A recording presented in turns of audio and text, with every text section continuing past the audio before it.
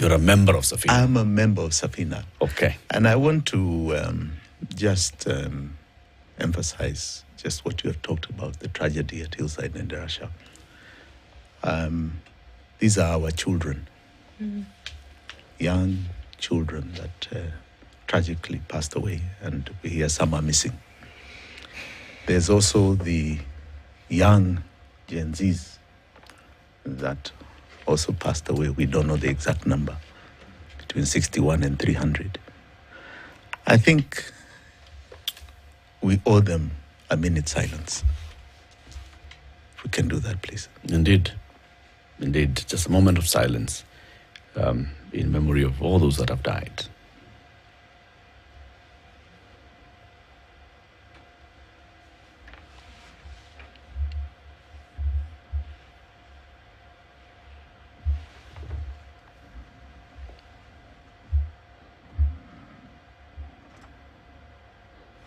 May their souls rest in peace. Peace. Siti, give us the day's proverb. So you said this week you are giving us proverbs from... These are the final. We've been looking at countries. Remember, we started off with island nations of Africa. Then we looked at landlocked. Now we're looking at nations in Africa that border the ocean. And you said how many are there in Africa? There are 38. Excluding the islands. Just the ones that border. Okay. The The ones around mainland Africa bordering the ocean. Yes. So today we're looking at the Federal Republic of Somalia. Yes. A country with a very, very rich history. You wouldn't know that until a coup was enacted and things went belly up, that country was moving ahead very swiftly and very well. To signify that, they even had a Supreme Court. Yes, they did. And when Said Barre was a Major General, Said Barre took over, one of the things he disbanded was Parliament, Supreme Court. Constitution. Vunja yote. Yes. He didn't know. It caught up with him. Not... He did. Yeah, he did. He didn't know. It caught up with him. And the interesting thing about Somalia is that the government of Said Barre tinkered with scientific socialism, tinkered with Marxism, tinkered with many things. But the net result of what they did was they just became more and more and more and more repressive. So at some point, the citizenry said, Nani, you.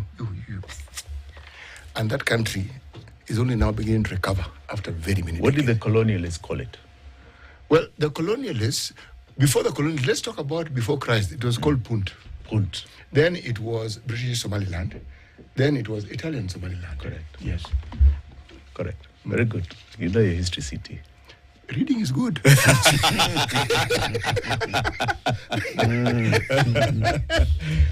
One does not tell a man, go away, but shows one something he must do. One does not tell a man, go away, but shows one something he must do. What do you think the Somalis are saying, Jimmy? That's a very good question. That's a very good proverb. You don't have to speak. You can show one your back and you're saying a lot. Yep. Don't have to speak. Actually, when you put it that way, you're actually right, because you don't tell him to go away, you just tell him, don't speak. No, at least not to me. No, yes. I'm sure the other people can speak about it. Me. Yes. You've been told. Maybe. Now that one you've been told. Yeah. As you say correctly, kwenda who? Kwenda huko. City. It's good to be back, guys. Good to have you back. Yes, good to be back. Good to have you back. And good to see that your place is still Yeah. untraceable and unreachable. These people seem to have perfected bad manners. Very bad manners. And it must come to an end. You can't keep trying to do the same thing over and over again. The results don't change. Yeah. Leave me alone in my home. Literally, leave me alone. If you want me, come for me, ask me to show up. I'll show up. Don't try and bombard my home, where my children are, where my wife is, and cause such brutality. You are cowards. Men, you know, when they fight, the essence of even principles of war was that men do not fight women and children because you are inviting the same to your own homestead. Men fight out there. What is our fight with this government? It's just politics. It's just siyasa. We have a difference of opinion about how this country should be run. Why And should we that have be a our fight? democratic right to do it. Why should it be a war? But why must just a difference of opinion? Why must it that when we differ, as Eric is asking, all we're saying is I think this and you're saying you think that, why must that constitute a battle? I fully agree with you. It means that we must be speaking the truth.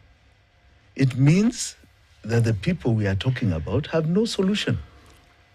And they cannot take the pressure that is unto them. Because it is leading to their unpopularity and their demise. And the only way you fight back is to come with some form of dominance of guns. These are people who got in with the ballot. And when you get in with a ballot, you cannot rule with a bullet. You look at our neighbors, some of them, like Uganda. He came in with a bullet. Maybe he is allowed to rule with a bullet. But in Kenya here, you're not going to rule with a bullet. It's interesting that you say that, Jimmy, because one has to ask the question then, why you? Or are there things that you have been saying from what that has made or that has created a situation of uncomfortability that they feel that government or state actors now feel as though they must come for you? Why you? What is it that you've been saying? What are you doing, Jimmy? I think the biggest fear is that we are changing the way politics is done in this country. What I like to call the center of gravity of our politics is fundamentally changing. And we have been speaking it for the last 2 to 3 years. And many people are not hearing. Many people are wondering what you're talking about. The people who are currently in so-called power thought they could ignore it until Gen Z came out. And Gen Z came out, and you could hear their issue. It was the economy. You could hear their issue. It was about ideological governance. And it was said over and over. And there was a sudden realization that just maybe there is another conversation where majority are. A big majority of Kenyans are there. It is not the traditional politics of my community, my sijui, my 10 friends, who are enjoying some cake, my coming to the table with the different wagogo from different regions. The politics that the Mzungu brought here long time ago, that has been perfected regime after regime, even after independence. That is going away. We have become united today on one very basic thing, the pain we each feel about the economy of this country. Each of us are wearing a shoe, we know where the toe is pinching. We know. Each and every one of us. And I'm telling you, maybe apart from Ruto's 10 friends, there's no Kenyan who is not feeling some sort of pain. That is uniting us, and we are starting to ask the hard questions. You know, Jimmy, what is wrong?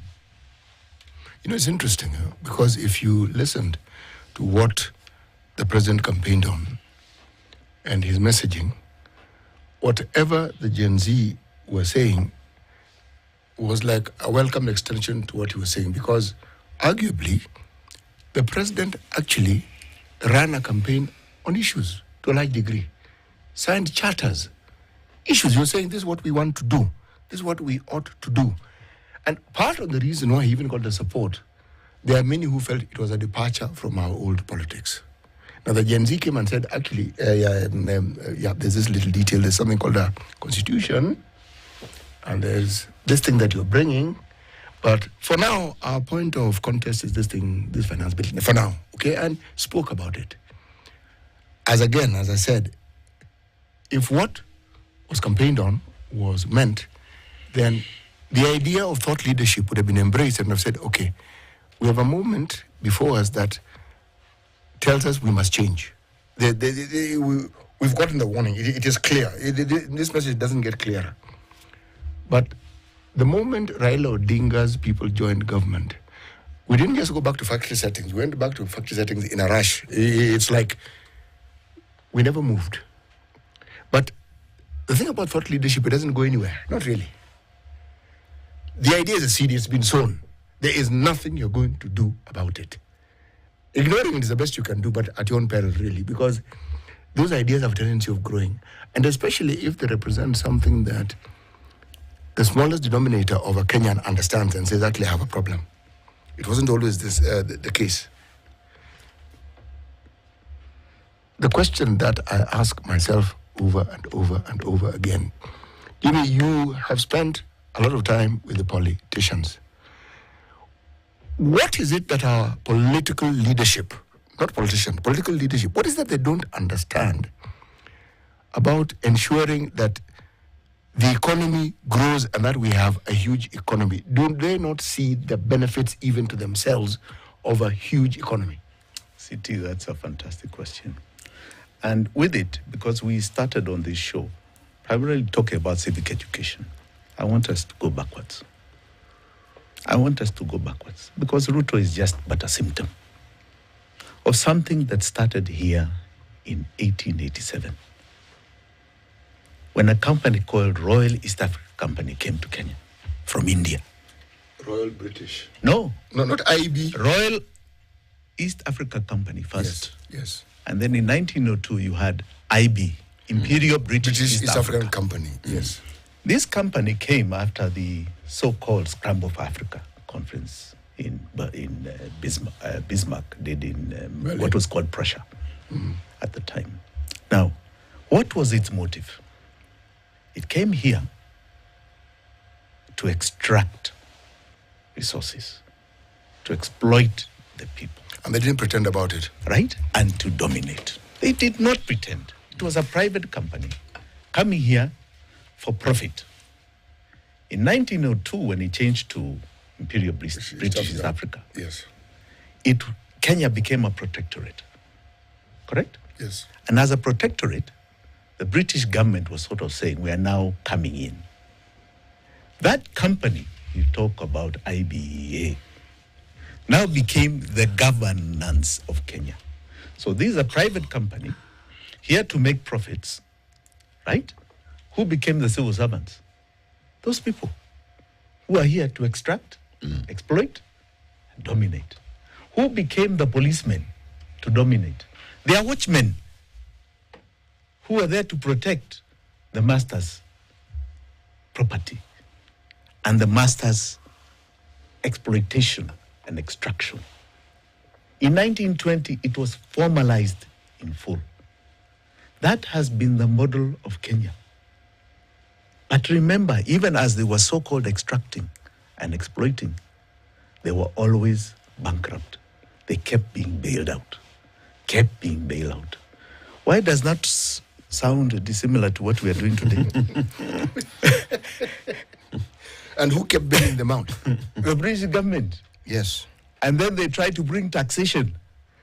All right? And they started with the hard tax and many other taxes. And that model continued in independent Kenya, where today you get to power with your 10 friends and you decide you're going to exploit, you're going to extract, and you're going to dominate. Do when you don't listen, askari wanatumwa kwako. Those are the watchmen. They don't even appreciate that you're the one who pays their salary from your taxes. Your taxes keep getting increased and your debt burden continues. That model has never, ever changed. Never. It's now been 100 years plus. since 1920. So it's not decisive behavior, it's learned behavior. It's and if learned that's the case, behavior. can they, whomever they is, be blamed? How many people want to be elected to go to government to become rich? Where is this? Who created this model that you become an MP or a governor or a president, go and get rich? In other countries, it's unheard of. To the same colonizers, in their countries, it is unheard of. Because government is supposed to be a place of service. So where did we get this model? It's because government, when it was created, and the model that was adopted from colonialism, was a profit motive. And it always went bankrupt. And it always got bailed out. 100 years, we have now reached the end. We have reached the NCT. And that's what a lot of the political class are not understanding. This model cannot work anymore. It's a total shift now. The days when you are going to keep what you call planned poverty, where 60% are below the poverty level, and 30% are struggling to keep a job, and a few 10% or 10 friends are ruling and earning, are gone. That model is gone. What's a sign that it's gone? This is the sign you're now seeing. We are at a situation today where we cannot raise more taxes. I'm glad, City, you talked about reject finance bill. Yes, Gen Z rejected it, but they continued demonstrating, which means the pain was still there even after the rejection. All right? So the pain is still with us. You can't go that way anymore. You have exhausted your loan avenue. You're on your knees, begging the world to save you. Our president has literally become a slave to the conditions in this country that he helped create, and a slave to people he's begging to keep alive. He is currently in political and economic ICU as William Samoei Ruto. That is the state of our nation. We are at an end. We are not producing. And we are saying no more of this. The Adani thing is a case in point. So what happens here with exploitation, extraction, and dominance is that now when you have taken our taxes to pay debt, because you become a slave to debt, what else do you come for? You come for assets, because we need to be bailed out. So a new colonization wave comes. Royal East Africa Company of 1887 is no different to what Adani is trying to do at the airport. You're now coming for our blue chip enterprises and taking them for 30 plus years and colonizing us further. The next to be Kenya Power. The next to be our climate. The next to be our minerals. So we become slaves for another 100 years. That is where we are, because we have nothing. And are we going to agree this? I say no. We cannot continue this. This is the end of it. And the political class don't get it. They don't understand that now we are very interested in civic education. We want to understand. We are now very well aware of what is going on in the world. Where we are, it is not like our forefathers who did not even know what reading a book was. We are at a very different stage in our lives. And we are not going to be colonized anymore, whether by our local colonialists, our neo-colonialists from outside. We are cutting off this chain, and they don't get it. Do we get it, Jimmy, the way that you're saying? Yes. Oh, yes. Look at the amount of civic education now. Because yes, there's civic education, there's awareness, there's a clamor for change. But do we have a clear definition of what that change is? There were clamors for change even throughout that 100 years. Even throughout the clamor for independence was a clamor for change. What was that? What is it that they were looking for? They were looking for self-governance. Also, they believed that having somebody who looks like you, who speaks your language, being your president or your leader, that is self-governance. Was it? Did it liberate? We talked about the same, the second liberation of the country. It's about our system, our political party, allowing multi-party elections and plurality in conversations. Did it change? Now, Were we aware what we exactly were looking for and what was... Because now you say now we have gotten to another point where we want change. Do we know what change we want? Yes. At each stage, we are cutting off what we believed was our chain. So when we had the clamor for democracy, for self-rule, independence, what was our chain? Colonialism. The white man ruling Kenya. Right? So we cut off that chain. That's what we saw as a chain. We saw as the chain. Right? The next part, we said, you mean we removed the chain of the Mzungu to put our own dictator?